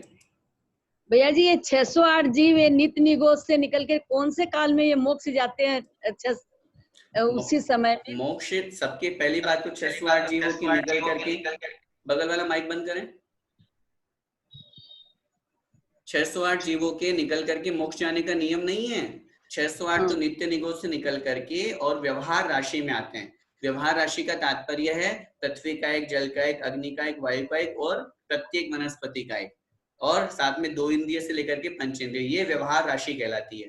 तो वो 608 जीव नियम से निकल करके इनमें आते हैं, और इनमें जो आएंगे तो जो संगी पंचेंद्रिय मनुष्य बनेंगे तो हो सकता है उनमें से कोई मोक्ष भी चला जाए। तो 608 जीव जाते कब है? मोक्ष तो जाते ही है ना? नहीं, जरूरी थोड़ी ना मोक्ष जाते हैं। नित्य निगोध से निकलने का नियम है। 608 जीव जो आप दूसरा प्रकरण है, मनुष्य में से 608 जीव 6 महीने 8 समय में नियम से मोक्ष जाते हैं।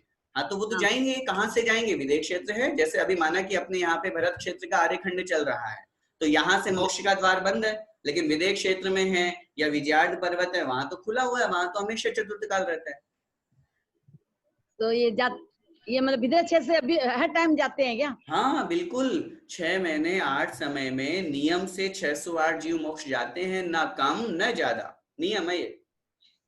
और विद्यमान 20 तीर्थंकर एनी टाइम मौजूद रहते हैं? 20 तीर्थंकर रहते हैं? कम से कम 20 नहीं, ज्यादा भी हो सकते हैं, कम से कम 20 तीर्थंकर तो वहां पर मौजूद रहते ही रहते हैं। एक प्रश्न और था भैया जी, जैसे हम उपवास व्रत करते हैं तो उसमें भैया जी एक प्रश्न और था। हाँ हाँ बोलिए। ये जो हम लोग उपवास व्रत करते हैं ना, कर्म दहन के सब के, तो छोटी पूजा करने से हो जाता है कि विधान पूजा ही करनी चाहिए? नहीं, ये आपके ऊपर डिपेंड है। अच्छी बात तो ये है कि जब उपवास आपका है तो घर में कोई काम तो है नहीं है, और करना भी नहीं चाहिए, काम भले ही बहुत सारा हो। आचार्य लिखा शास्त्रों में, जिस दिन हमारा उपवास हो उस दिन हमें कोशिश करनी चाहिए हम आरंभ परिग्रह से जितना हो सके उतना दूर रहें। तो अगर हमारे पास में समय है तो विधान करो, अच्छी बात है, और अगर लगता है समय नहीं है और भी काम है तो फिर मात्र पूजा करके आगे बढ़ जाए। इसमें कोई नियम नहीं है कि आप प्रतिदिन उस व्रत के निमित्त आप विधान करो ही करो। ये विधान की परंपरा पहले से ही है क्या? हाँ, वो तो विधान की परंपरा तो अनादिकाल से, जब से पूजा की परंपरा है तब से विधान की परंपरा है। विधान क्या है? पूजा का बड़ा रूप का नाम विधान है। जय जिनेंद्र जी, जय जिनेंद्र जी। गुणमाला जी, धर्मिष्ठा जी दोषी, धर्मिष्ठा जी बोलिए। हेलो जी बोलिए। हाँ, जय जिनेंद्र भैया जी। जी हाँ, यहाँ मंदिर से जाने, अभी मंदिर तो ना ही जा सकते हैं, लेकिन मेरे घर के पास से ध्वजा और उसका दर्शन हो रहा है गुम्मट का, तो उस समय अपने को क्या बोलना चाहिए? नहीं, उस समय उसको देख करके, शिखर को देख करके और भगवान को स्मरण करना चाहिए, बोलने में कोई आपत्ति नहीं है। वहां आप पहुंचे, उसे देखें, देख करके अंदर जो भगवान विराजमान है उनकी स्मृति करें, उनको याद करें और भावों से उनको नमोस्तुर वंदना करें, उसमें कोई आपत्ति नहीं है, क्योंकि शिखर भी जिन चैत्यालय का ही प्रतीक है, इसलिए अगर हमें जिन चैत्यालय के भी दर्शन होते हैं तो कोई आपत्ति नहीं है, अच्छी बात है। लेकिन ये स्थिति सिर्फ लॉकडाउन तक। आप सोचें कि लॉकडाउन खुल जाए, मंदिर खुल जाए, अब तो भैया जी ने कह दिया था कि बढ़िया घर से दर्शन कर लिया करो, वो काम नहीं चलेगा। नहीं नहीं, वो नहीं है, हम लोग ऐसे बोल रहे कि ओम ह्रीम नमो जिनाणम ऐसा करके बोल रहे हैं, तो चल सकता है क्या? हाँ, नमोकार तो बोलते ही है, हाँ, लेकिन हाँ, ओम ह्रीम नमो जिनाणम करके बोल रहे हैं, तो जी जी ऐसा करके। धन्यवाद भैया जय जिनेंद्र जी। मनीषा जी जैन। हाँ भैया, जय जिनेंद्र जी। भैया मेरा 2 क्वेश्चन है जी। पहला क्वेश्चन है कि हम लोग जो सुबह टीवी में जो कलश देखते हैं, हाँ, तो कभी कभी पंचामृत अभिषेक भी आ जाता है और स्त्री का भी अभिषेक आता है, जो कि हम लोग नहीं है, मैं कट्टर तेरापंथी हूँ, तो उस समय मुझे क्या टीवी बंद कर देना चाहिए? नहीं, टीवी बंद करके देखो, द्वेष भाव से टीवी बंद ना करें, अपन को किसी के प्रति द्वेष भाव नहीं है, लेकिन हाँ, अगर ऐसी कोई स्थिति अपने को दिखती है जिससे अपने मन में विकल्प हो तो वो दृश्य नहीं देखना चाहिए, दूसरा चैनल चलाना चाहिए, उसमें क्या दिक्कत है? देखो, मैं बहुत स्पष्ट आपके प्रश्न के उत्तर से भी और पहले भी जो नथमल जी ने प्रश्न पूछा, ऐसे प्रश्नों के उत्तर में और हमेशा अपने जीवन में ध्यान रखें, हमारा किसी से कोई बैर विरोध नहीं है, हम जैनी हैं कितने से, हमको सबको साथ में लेकर के चलना है, सिर्फ परंपराएं तो भिन्न हैं, पूजा की पद्धतियां तो भिन्न है, भगवान तो सबका एक ही है ना। लेकिन हमें द्वेष भाव नहीं जानना चाहिए, हाँ हमें विवेक रखना चाहिए, हमें ये बात का ज्ञान होना चाहिए कि हम जो क्रियाएं कर रहे हैं वो सही है कि नहीं है। अंधविश्वास में दौड़ करके और सबके जैसे अन्य हिंदू संप्रदाय या ब्राह्मण संप्रदाय या अन्य जैनेतर जो भी है उनके द्वारा जो कोई क्रिया की जाती है जो अविवेक पूर्ण है, हम भी वैसा ही करने लगे, ऐसा भी नहीं करना। लेकिन सुनो, उसमें देखने में दोष लगता है क्या? देखिए, उसमें भी हमें इस बात को ध्यान रखना है, सबको साथ में लेके चलना है। देखने में दोष लगने और नहीं लगने की बात नहीं कर रहा हूं मैं, क्योंकि शास्त्रों में उनका वर्णन तो है पंचामृत आदि का, लेकिन जब जो चीज हमारे मन में विकल्प पैदा करे, ऐसी चीज को देख करके हम क्या करेंगे।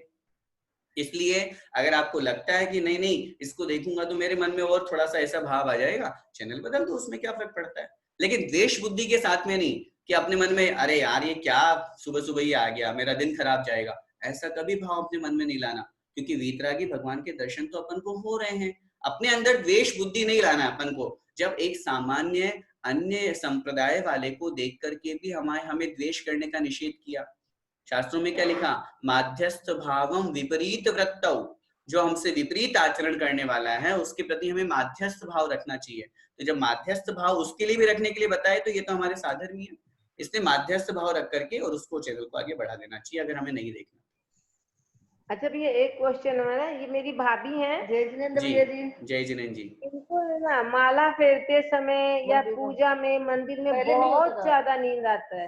ये पहले नहीं होता था, इधर साल 1.5 साल से हो रहा है, तो क्या करना चाहिए इनको? कोई माला या जाप कुछ नहीं, इसके लिए कोई विशेष जाप तो मैं ऐसा कुछ शास्त्रों में कहीं मिला भी नहीं है, लेकिन ऐसा अक्सर होता है बहुत से लोगों के साथ में कि धर्म के कार्यों में उनको नींद ज्यादा आती है।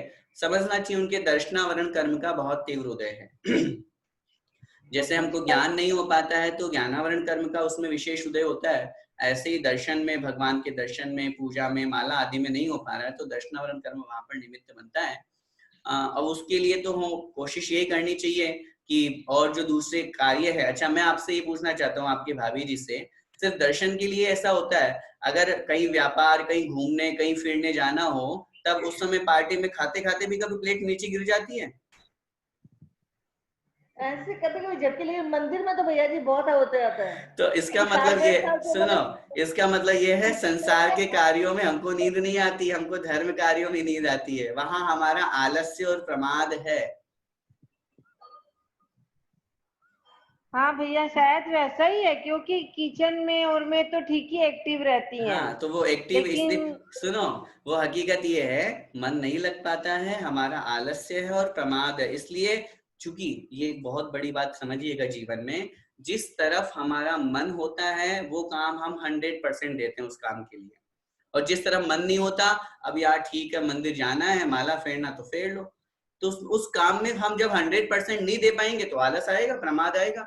इसको हम वो अपना जरूरी टीवी में भी, लेकिन जब टीवी देखने भी बैठती है ना, चाहे वो सीरियल ही आ रहा है चाहे मूवी आ रहा है, उसमें भी नींद आता है। अच्छा, तो निद्रा क्या? हाँ, क्या निद्रा दर्शनावणी कर्म का वहां विशेष उदय जानना चाहिए, और इसके लिए तो अपने को यही सोचना चाहिए। आप इतना कड़वा तो आप नहीं कर पाएंगे, क्योंकि मुझे एक प्रसंग याद आ रहा है, महाराज जी का नाम तो याद नहीं आ रहा, लेकिन अपने महाराज जी थे कोई दिगंबर साधु ही, तो वो जब पढ़ने बैठते थे, मुझे शायद हो सकता है नाम भी याद आ जाए, जब वो स्वाध्याय करने बैठते थे तो उनको नींद आती थी। समझिएगा, मैं आपको नहीं कह रहा कि आप ऐसा करना, अगर कर सकते हो तो बहुत अच्छी बात है, बहुत उत्कृष्ट बात है ये। तो उनको जब वो नींद आती थी तो अपने पास में कटोरी में लाल मिर्ची का पाउडर रखते थे, और जैसे ही नींद आए तो वो अपनी आंखों में लगा लेते थे। अब आए नींद कैसे आए, 2-4 घंटे तो ऐसे ही भाग जाएंगे। उनको स्वाध्याय करना था, उनको वो प्रमाद के कारण से वो सोचते थे कि मैं स्वाध्याय नहीं कर पा रहा हूँ, तो वो बार बार मिर्ची लगा लेते थे। अब मिर्ची लगाई तो अब आंखों में नींद कहाँ, तो इस तरह से उन्होंने निद्रा के ऊपर विजय प्राप्त की थी। तो ऐसे ही आप ऐसा तो शायद नहीं कर पाएंगे, न करना, दिक्कत हो जाएगी। और कोई टीवी देखते तब भी आती है मुझे, तो क्यों?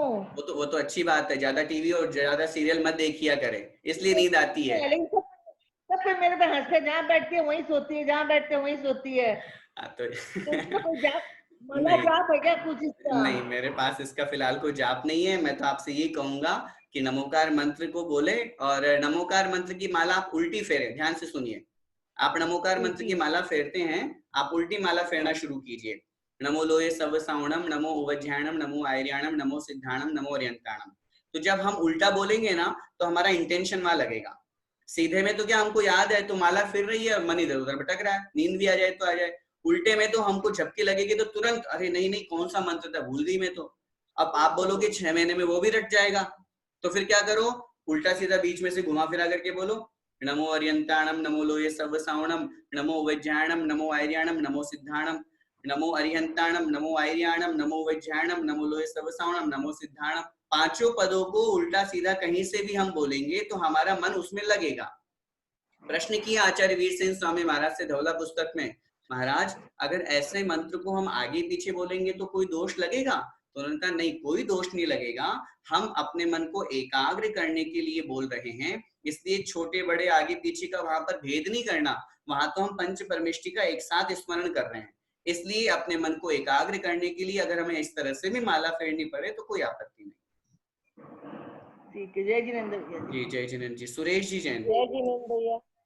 जय जिनेंद्र। सुरेश जी बोलिए। जी जय जिनेंद्र भैया जी। जी भैया जी, इस कोरोना काल में हम लोग अब मंदिर जाना चालू कर दिए, तो मैं ये पूछे कि घर से समरसेबल का पानी गर्म करके प्राशुद्ध करके, जैसे मैं अपने घर से समरसेबल का पानी गर्म करके प्राशुद्ध करके उससे सामग्री धो करके वो पानी ला सकती हूँ पूजा करने?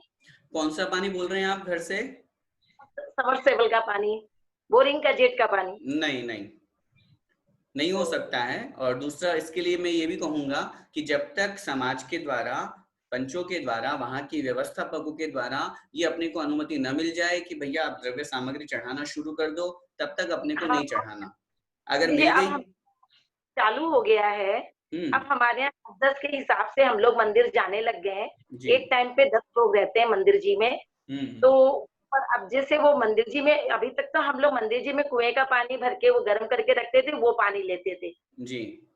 अब वो हम लोग एक कोरोना की वजह मतलब ज्यादा समझ गया मैं आपकी बात को। अगर ऐसी स्थिति है और अपने को लग रहा है कि हाँ द्रव्य सामग्री चढ़ाने के लिए उन्होंने हाँ कर दिया है, तो जहां से वो पहले वो और अन्य कोई पानी की व्यवस्था करते थे, अगर अपने को वहां से कुएं के पानी की व्यवस्था हो जाए तो बहुत अच्छा है।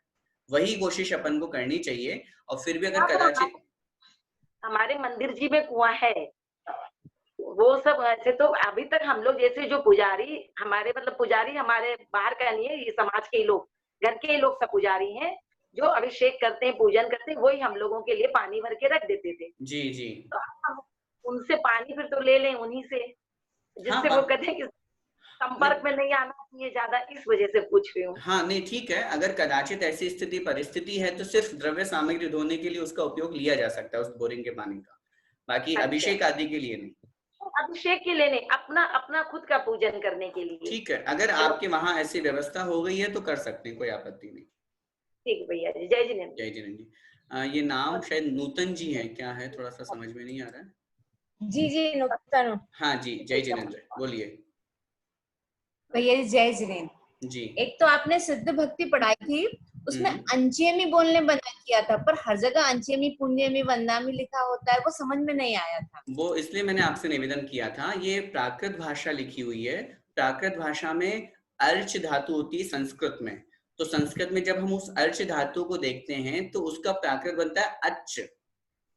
तो इसलिए जो हमने भी बहुत से स्थानों पर देखा है अंचे में लिखा हुआ है। हमने जब प्राकृत के बड़े विद्वानों से बात की तो उन्होंने कहा नहीं, अंचे में नहीं बनेगा, अच्छे में बनेगा। ये इसका सही और शुद्ध उच्चारण और सही शुद्ध लेखन है। अब बन गया इसमें शास्त्रों में कहाँ से लिखने में आ गया वो एक अलग बात हो सकती है, लेकिन उसका सही और शुद्ध उच्चारण होगा अच्छे में। जी भैया जी एक प्रश्न और है, आपने जो मंगलाष्टक पढ़ाया इसमें अपन जो चैत्यालय की वंदना करते हैं, लघु चैत्य भक्ति उसमें भी करते हैं, तो उसमें ज्योतिष देवों के, भवनवासी देवों के ये सब तो हो गए, पर जो अपन मध्य लोक में जम्बू, शाल्यमली, वक्षार के, ईश्वाकार, ऐसे इनकी नंदीश्वर दीप तक इसमें लिखा है अपन ने, पर ये तो दीप समुद्र तो अनंत है। अनंत सुनो, अनंत नहीं, असंख्यात। लेकिन मध्य लोक में मुख्य रूप से ये 458 जिनालय शास्त्रों में लिखे हैं। ऐसे तो प्रत्येक द्वीप समुद्र में, प्रत्येक द्वीप में भी प्रत्येक पर्वत है, पर्वत पे भी कोई ना कोई अकृत्रिम चैत्यालय अपने को मिल जाएगा। लेकिन मुख्य रूप से जो गणना मध्य लोक के अकृत्रिम चैत्यालयों की है वो 458 तक ही की है। उसके अलावा तो जैसे अगर हम बात करेंगे तो व्यंतर देवों के, भवनवासी देवों के अनेक और भी स्थान हैं जहां पर ये अकृत्रिम चैत्यालय हैं। लेकिन मोटे रूप में कथन है, मोटे रूप में मध्य लोक के 458 चैत्यालय हमें ऐसे समझना चाहिए। इसलिए उस श्लोक में या फिर कहीं पर भी आप बड़ा ग्रंथ भी देखेंगे जहां पर मध्य लोक के अकृत्रिम चैत्यालयों का वर्णन है तो वहां 458 को ही गिनाया गया है। उसके अलावा भी जो अन्य जहां पे भी अपने को कहीं और प्रकरण मिलता है तो अपने को वहां समझना चाहिए। हम कैसे अर्घ्य चढ़ाते हैं, हम इसका जब अर्घ्य बोलते हैं तो हम ऐसे बोलते हैं, ओम ह्रीम 3 लोक संबंधी 8,97,97,481 अकृत्रिम चैत्यालयेभ्यो नमः एवं इनके साथ असंख्यात अकृत्रिम चैत्यालयेभ्यो नमः अर्घ्यम निर्वपामीति स्वाहा। ये तो काउंटेबल हुए, इनके अलावा असंख्यात और हैं, ये समझना। जी जय जिनेंद्र जी। एक मिनट, इनके बाद में मंजू जी गुना से, शायद ग्वालियर गुना।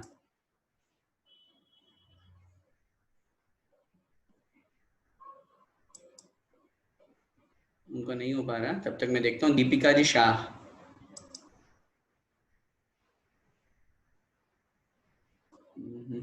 जय जिनेन्द्र भैया जी। जी बोलिए। 15वें धर्मनाथ और 16वें शांतिनाथ भगवान जी, उनके बीच में बोलते कि धर्म का लोप हो गया था, तो वो जरा समझ में नहीं आता है।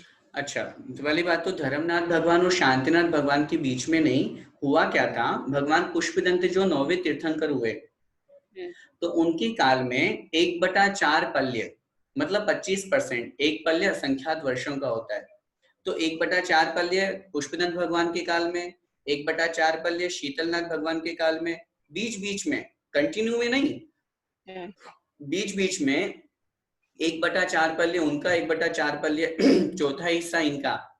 9वें तीर्थंकर से लेकर के धर्मनाथ भगवान तक जितने तीर्थंकर हुए उनके काल में इस तरह से कुछ समय जो है वो धर्म का मतलब विरोध हो गया था, विच्छेद हो गया था। उस समय इतने काल तक धर्म नहीं रहा, लेकिन शांतिनाथ भगवान से लेकर के आज तक, और आज तक ही नहीं, पंचम काल के अंत तक ये धर्म बिल्कुल एज इट इज चलेगा, बीच में विच्छेद नहीं होगा, बीच में कोई प्रॉब्लम नहीं आएगा कि 2 दिन के लिए कोई मुनि महाराज नहीं रहे पूरी दुनिया में, 2 दिन के लिए धर्म पूरी तरह नष्ट हो गया, महीने भर के लिए, साल भर के लिए, ऐसा कभी नहीं होगा। तो वो जो पुष्पदंत भगवान से लेकर के शांतिनाथ भगवान के काल तक बीच में ये जो 2 8 तीर्थंकर हुए, इन अपेक्षा से वहां पर कथन किया गया है कुल मिलाकर के 2 पल्य टोटल मिलाते हैं इन सबका 8 का, तो 2 पल्य तक हमारे धर्म का विच्छेद रहा। इसलिए विशेष रूप से हम शांतिनाथ भगवान को मान्यता देते हैं कि शांतिनाथ भगवान से लेकर के और आज तक हमारा धर्म सुरक्षित है। दूसरा क्वेश्चन था भैया जी, ये पंचम काल में जब 7 कुवृष्टि होगी तब सब जीव राशि का नाश हो जाएगा। पंचम काल के अंत में नहीं होगी, छठे काल के अंत में। जी हाँ, तो फिर ये सब जीव राशि जो है वो कहाँ जाएगी फिर? जहाँ जिसकी जो आयु बंद होगी वहां जाएगी, उसमें क्या बात है। जिसका जो आयु बंद होगा, जिसने जहाँ की अगली आयु का बंद किया, मरण को प्राप्त होकर के वहां पहुंचेंगे। मतलब मनुष्य भाव में तो होगा ही नहीं ना कोई? नहीं, क्यों नहीं होगा। मनुष्य भाव में जो 72 जोड़े हैं और उनके अलावा वो तो सुरक्षित रहेंगे ही रहेंगे। उनके अलावा जरूरी थोड़ी ना कि मनुष्य से मनुष्य में ही बने, तिर्यंश बहुत सारे मरण को प्राप्त होकर के मनुष्य बनेंगे, बहुत सारे देव नार के मर करके मनुष्य बनेंगे, तो मनुष्य जन्म में तो आ ही सकते हैं ना वापस दोबारा। जय जिनेन्द्र जी, जय जिनेन्द्र जी। इनके पश्चात मंजू जी का नहीं हो पाया ग्वालियर से, इनका उधर से कुछ प्रॉब्लम है। अनामिका जी,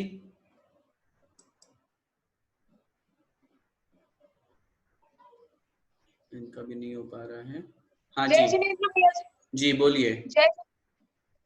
जय जिनेन्द्र भैया जी। भैया जी ये नए क्या होता है? नए आपने कल सिद्ध भक्ति में भी बताया था। नए का मतलब होता है वस्तु तत्व को प्रतिपादन करने की जो पद्धति है, जो शैली है, जो मतलब जिस तरीके से, जिस अपेक्षा से जो व्याख्यान किया जाता है वो नए कहलाता है। अपेक्षाकृत व्याख्यान का वहां तात्पर्य दिया गया है। कहने का भाव है, जैसे मैंने आपसे कहा आपका नाम ये है, तो ये आपका नाम है, ये आपकी पर्याय का नाम है, लेकिन आपके अंदर जो जीव आत्मा विराजमान है, जीव है, आत्मा है, उसका तो कोई नाम नहीं होता, क्योंकि आत्मा है, वो तो आत्मा द्रव्य है और हमें ये जो मिला है ये हमारी पर्याय है। तो अगर हम बोलेंगे कि आपका नाम फलाना है जो भी है, तो ये नाम क्या हुआ, ये पर्याय हुआ, तो हम कहेंगे ये व्यवहार नय का विषय है। क्यों? क्योंकि ये पर्याय को कथन कर रहा है। और जब हम आत्मा की बात करेंगे, आत्मा में, आपकी आत्मा में ज्ञान दर्शन है, आपकी आत्मा में संयम धारण करने की योग्यता है, आप पंचम स्थान तक जा सकती हैं। आत्मा की जहां बात की जाएगी तो वहां पर होगा निश्चय नय का कथन। तो ये नए मतलब आप किस अपेक्षा से कौन सी बात कह रहे हैं, वो नए कहलाता है। मतलब अभी मेरे को समझ में नहीं आया, मतलब किस अपेक्षा से, मतलब अब एप्पल को एप्पल कहना वो नए है? अगर मैं एप्पल को एप्पल कहना ये नए अपेक्षा, मतलब कहने का, अगर आप एप्पल का उदाहरण जानना चाह रही हैं तो एप्पल है, वो एक एप्पल है क्योंकि हमने उसको एप्पल जान करके कह दिया, उसका नाम कह दिया हमने। लेकिन एप्पल में जो जीव हैं, अगर हम ये कहेंगे कि एप्पल में जीव हैं, तो उन जीवों का जहां कथन होगा, वो जीव द्रव्य की जहां बात की जाएगी, वो निश्चय नहीं की अपेक्षा से कथन होगा। एक उदाहरण और समझते हैं। आप माँ हैं, आपका बेटा आपको बुला रहा है माँ, तो आपके अंदर मातृत्व गुण है। आपकी बहन आपको बुला रही है, सुनो दीदी।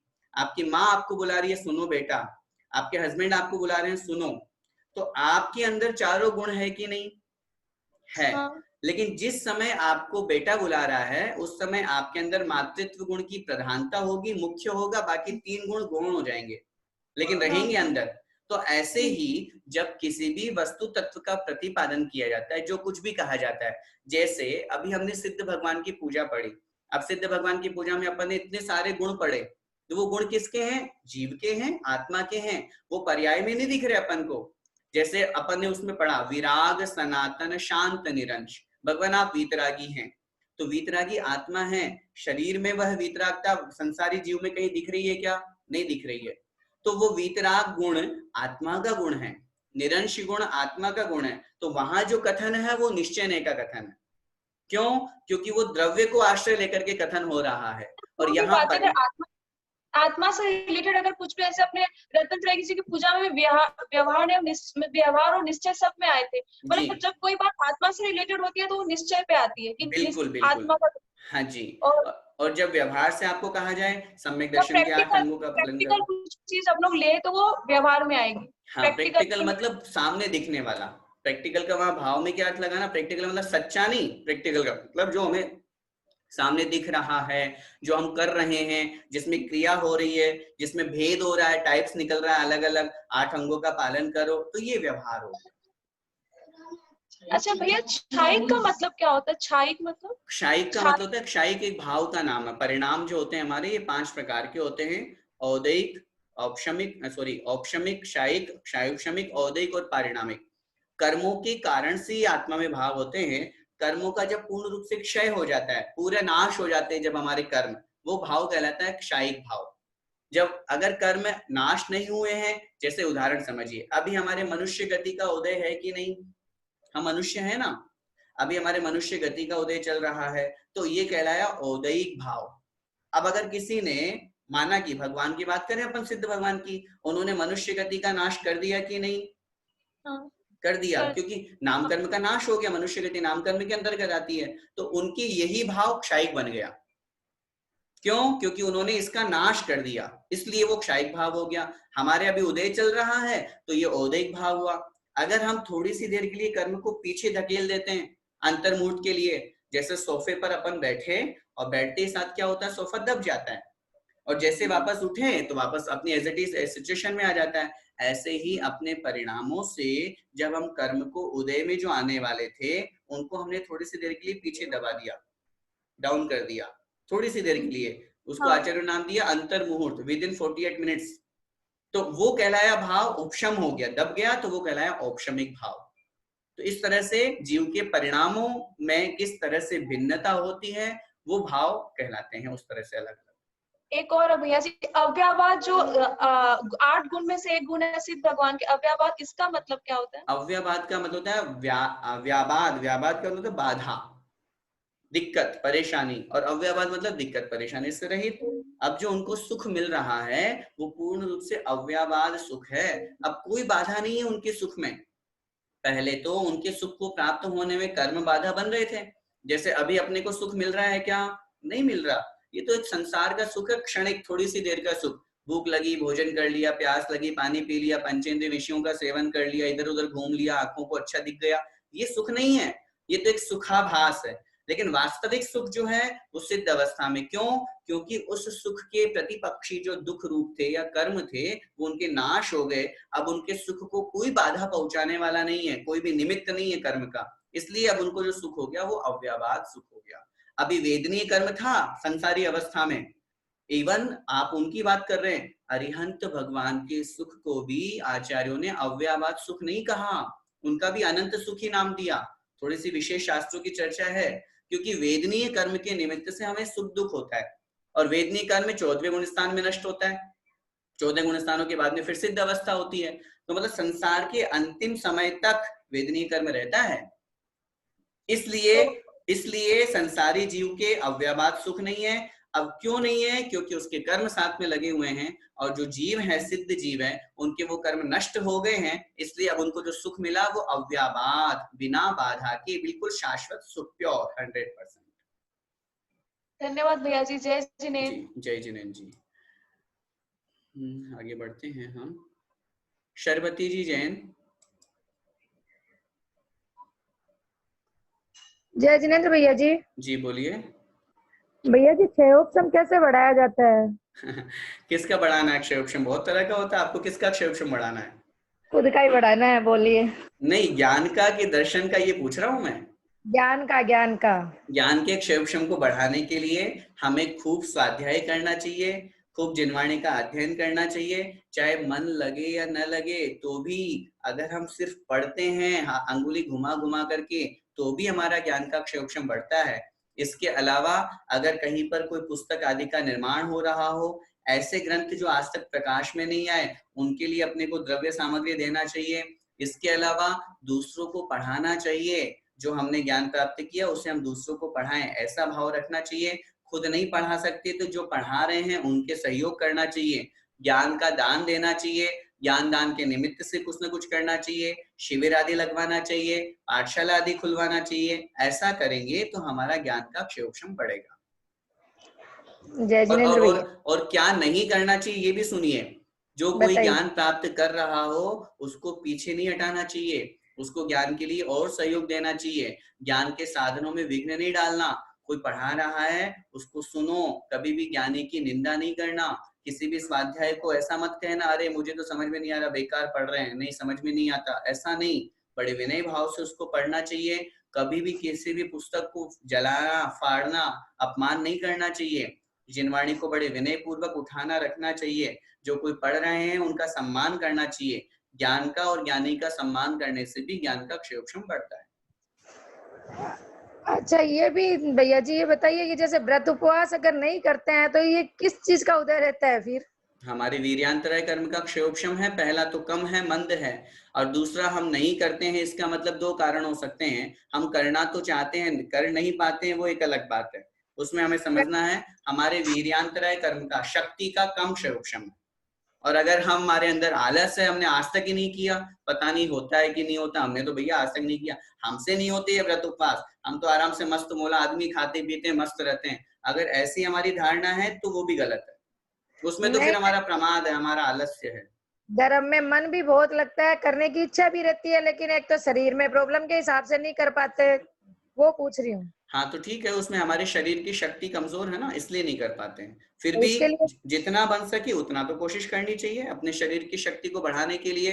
अगर हम उपवास करने की सामर्थ्य नहीं है तो एकाशन करें। एकाशन भी नहीं कर सकते तो 2 टाइम का नियम ले, 2 टाइम का भी नहीं लेते तो 3 टाइम का नियम ले। नियम कुछ में कुछ तो लें, अपने शरीर की शक्ति का हम परीक्षा तो करें। हम लोग पहले से होपलेस हो जाते हैं कि भैया पता नहीं हम कर पाएंगे कि नहीं कर पाएंगे। भैया अरे तो प्रैक्टिस करें, अभ्यास करें। आज एक काम करते हैं, आज अष्टमी है, आज अपन पहले आज तक कभी उपवास नहीं किया, पता नहीं होगा कि नहीं, गर्मी भी बहुत है, आज एक काम करते हैं 2 टाइम भोजन का और दिन में 1 बार पानी लेने का मैं संकल्प लेता हूँ। अब आपने देखा अष्टमी है, बहुत अच्छे से आपका दिन निकला, कोई भी विकल्प नहीं हुआ।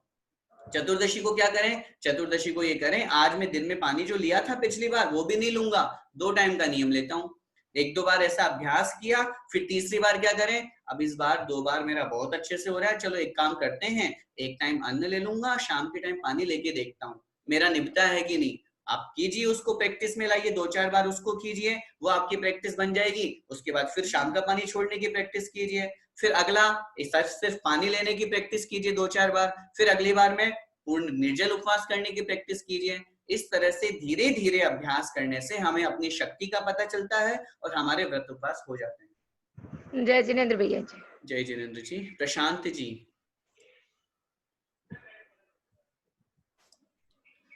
प्रशांत जी बोलिए।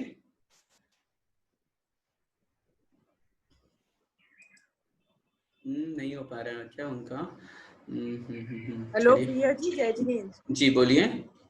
भैया जी, जैसे 64 तिथि के उपवास करते हैं या कोई संकल्प हम लेते हैं तो फिर उसके लिए हम जिनेन्द्र देव के आगे संकल्प ले सकते हैं या मुनि राज से ही लेने चाहिए? नहीं, अगर कोई व्रत विशेष रूप से आप ले रहे हैं किन्हीं मुनि महाराज से या आरिका माता जी से अगर हम लेते हैं तो उससे क्या होता है कि अगर कदाचित हमारे उसमें कोई दोष लग जाता है तो हम उसका प्रायश्चित उनके चरणों में जाके ले पाते हैं। अगर भगवान के समक्ष हम लेंगे तो भगवान के समक्ष में कभी कोई दोष लग गया, कभी कोई बात हो गई तो फिर हम कैसे प्रायश्चित लेंगे? इसलिए विशेष व्रत नियम आदि अगर जैसे वर्तमान में कभी ऐसा होता है हम जा नहीं पा रहे हैं लेकिन लेने का भाव हो रहा है, तो फिर क्या करें, भगवान के समक्ष जाके श्रीफल चढ़ाएं और उस व्रत को ग्रहण कर लें। फिर जब कभी योग संयोग मिले किन्हीं मुनि महाराज जी का या माता जी का, तो उनके पास जाकर के फिर उस व्रत का निवेदन करें, माता जी महाराज जी मैंने उस समय लॉकडाउन के कारण से मैं आ नहीं पाई आपके पास में, मैंने ये 64 रिद्धि के उपवास का नियम लिया था, मेरे 5 उपवास हो गए हैं, अब मैं इनको और आगे बढ़ाना चाहती हूँ, आशीर्वाद दीजिए। आशीर्वाद मिल जाएगा, काम दोनों हो जाएंगे अपने। तो 64 रिद्धि के भी ले सकते हैं ये, जैसे बहुत बड़े हैं? ले सकते हैं, कोई आपत्ति नहीं है अगर करने का भाव अभी हो रहा है तो। अच्छा मैं आपसे पूछता हूँ, आपका भाव तो अभी हुआ और अब आपको निमित्त ही नहीं मिल रहा है कि 2 महीने 4 महीने 6 महीने हम महाराज के पास जाएंगे, तो कि 6 महीने फिर विकल्प बना रहेगा, अरे यार मैं उपवास नहीं कर पा रही हूँ, मैं उपवास नहीं कर पा रही हूँ। इसलिए जब भाव ना हो तब मंदिर में जाकर के भगवान के समक्ष ले सकते हैं। अब जैसे अभी लॉकडाउन चल रहा है, ऐसी स्थिति में जिनके चल रहे हैं व्रत उपवास आदि वो करते हैं, तो क्या उनका उसमें काउंटिंग होगा? बिल्कुल काउंट होगा, क्योंकि अपवाद मार्ग अलग होता है। अभी प्रेजेंट में जिस सिचुएशन में हम जी रहे हैं ये एक अपवाद मार्ग है कि अब मंदिर नहीं जा पा रहे हैं तो क्या करें, ऐसा करके हम काम चला लें तो भी मान लेंगे। अभी लॉकडाउन में हम घर में बैठ के भाव पूजा कर रहे हैं, घर में बैठ के सामने फोटो के आगे जिनवाणी के आगे हम क्वचित कदाचित अर्घ भी चढ़ा रहे हैं। लॉकडाउन खुलने के बाद भी ऐसा कर लें क्या? नहीं नहीं, ऐसा करोगे तो फिर पाप लगेगा। समय काल परिस्थिति के अनुसार सब चीजें देखी जाती है। अभी कर रहे हैं तो पुण्य लगेगा, मंदिर खुलने के बाद घर करेंगे तो पाप लगेगा। क्रियाएं दोनों वही है, लेकिन दोनों में अंतर क्यों? ये यहाँ परिस्थिति है, मजबूरी है, नहीं जा सकते, इसलिए हमने ये रास्ता निकाला है, इसे कहते हैं अपवाद मार्ग। लेकिन घर आराम से मंदिर जा सकते हैं, सब स्थिति बराबर है, अच्छी है, फिर उसके बावजूद भी हम आलस और प्रमाद के कारण से नहीं जा रहे हैं, तो ये गलत हो जाएगा, ये शिथिलाचार में चला जाएगा, जो कि दोषपूर्ण होता है। हाँ जी भैया जी, जैसे जिनवाणी की सुरक्षा करके भी ज्ञान का शिवक्षम बढ़ा सकते हैं। बिल्कुल बिल्कुल जरूर, जिनवाणी की सुरक्षा करके, जिनवाणी को सुन करके और कटे फटे नहीं, उसकी पूर्ण रूप से सुरक्षा करके, स्वाध्याय करके। जी शेफाली जी जैन। शेफाली जी बोलिए। जय जिनेंद्र भैया जी। जय जिनेंद्र भैया जी। जी जय जिनेंद्र बोलिए। जय जिनेंद्र भैया जी।